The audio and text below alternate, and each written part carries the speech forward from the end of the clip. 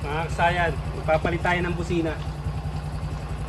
Kasayan, magpapalit tayo ng busina para may idea kayo sa mga, lalo sa mga baguhan natin kung paano magpalit ng busina, yung mga beginners natin para pagka nag-order kayo, may natipuan kayo sa mga online, kayo na lang maglalagay, simpleng-simple lang naman. Lalo na kung meron na kayong dating ganito. Yan siya kasayan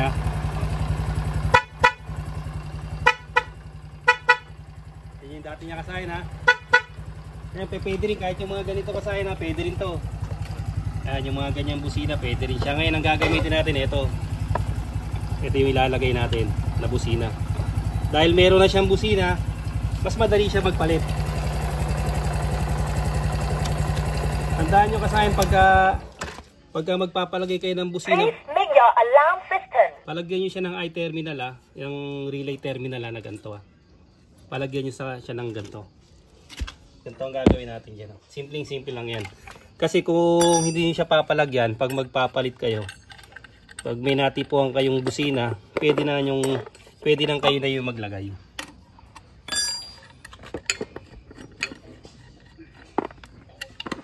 Kasi simple lang naman yung paglalagay. Lalo na kung katulad nito, nasa labas lang yung yung mga pantra. Siya buksan lang natin dito.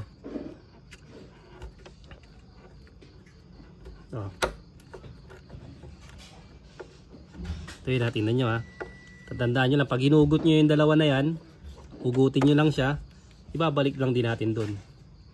Ipapalit lang din natin. Ayan pansinin nyo ito siya. Ipapasok lang din natin dito. Tingnan natin kung alin yung pangharap niya na pag ganito. Ayan pag ganito lang din kasi nakapasok siya, meron na kagad siyang yan, meron na kagad siyang, nandiyan na kagad yung ground natin. Yan, pasok lang siya. Tapos yung isa papasok lang din Yan, tapos pag pinasok natin, lalak lang natin dito sa likod. Ito yung washer natin. Tapos yung lock. Higpitan lang natin mabuti para gumana kagad yung ground natin. Kasi itong ground nito nakalagay sa body ng motor.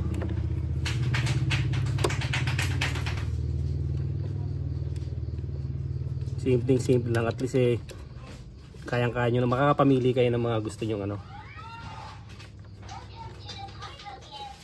kung gusto nyo ilagay na busina, kayo na lang yung maglalagay.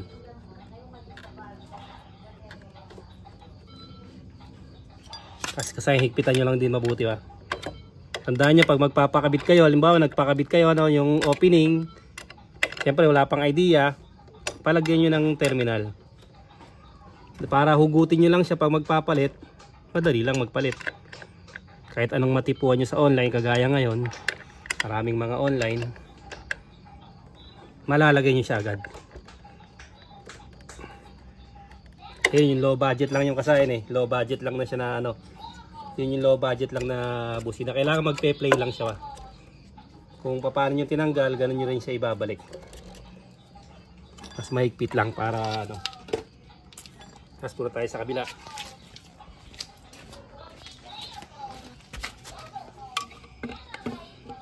Kasayan number 10 lang naman yung nito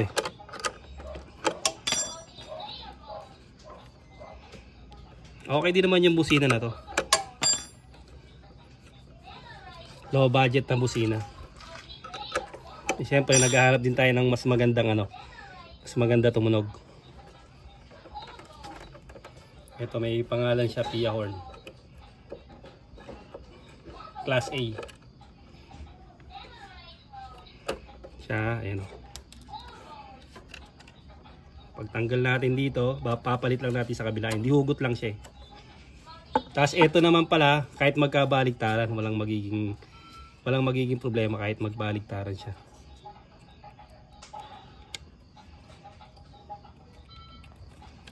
Suk lang. Tapos pasok dito. Tapos pasok na rito sa may Tapos washer.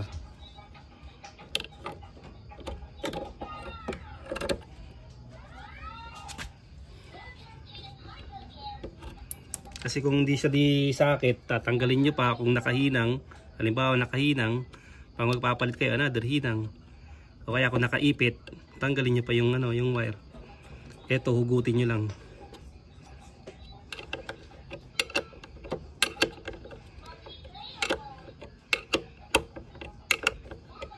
Dahil nakadikit sa kanya yung ground, kailangan fix na fix yung pagkakahigpit.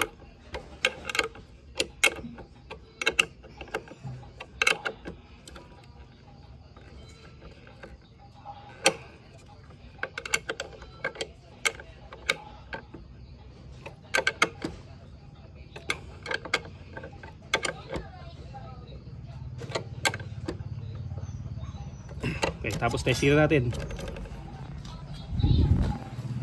Be careful when you drive.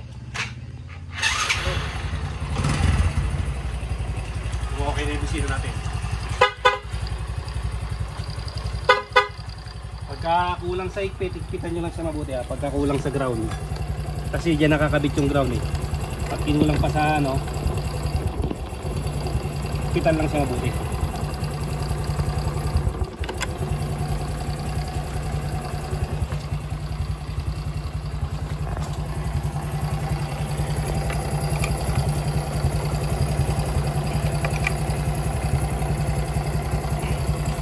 Kaya lang tong busina na to kasi mas malakas sa to ha. Mas malakas sa konsumo ng battery, hindi katulad dito. Ito mas magaan sa konsumo ng battery. Ito mas malakas sa konsumo.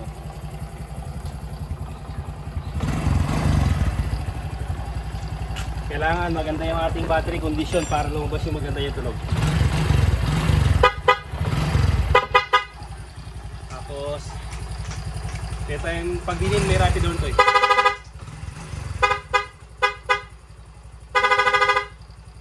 Ganun lang ka sa inyo pagpapalit ng battery ha, kahit anong klase ng battery.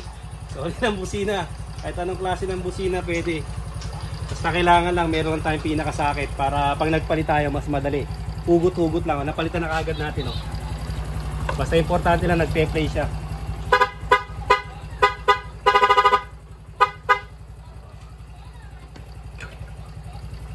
Nagpe-play lang siya kasayan ha. Hanggang dito na lang mga kasayan. Salamat sa panonood.